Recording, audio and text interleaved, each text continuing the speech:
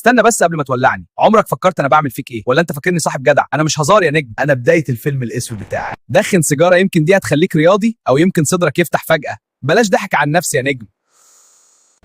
انا سيجاره، قصه حب قصيره، تولعني واموت في ايدك، بس الغريب انك بتموت معايا بالبطيء. كل شويه تقول اخر سيجاره وانا زهقت من نفس الكذبه. انت مش بتضحك عليا، انت بتضحك على نفسك. بتجري على التريد ميل؟ طب ليه بتجري ورايا بعد الجيم؟ ده تناقض ولا مش تمثيل؟ تناقض، انت اللي بتجري ورايا عشان تخرب صحتي. لا لا، دخن براحتك خالص، انا بس اللي بدمرك بهدوء، ولا كأني عملت حاجة.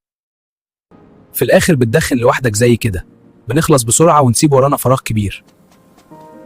حسب الدراسات انا سبب مشاكل كتير، بس واضح انك مش بتحب تقرا ولا بتهرب مني بالجهل. أنا مش مجرد عادة، أنا خطر، وكل مرة بتقرب مني بتبعد خطوة عن نفسك. أنا قلقان عليك بصراحة، كل مرة تولعني بتقرب أكتر من تعب أكبر. فكر فيها مرة قبل ما الشرارة تبقى عادة. شايفني تحت الجزمة؟ أخيراً أخدت القرار الصح. أنا كنت مسيطر عليك بس أنت اللي كسبت في الآخر. خليك كده وأنا هختفي من حياتك خالص. لا تنسى أن تتابعنا ليصلك كل جديد. لا تنسى ان تضغط لايك لتحفيزنا. أضف كومنت وشارك مع أصدقائك.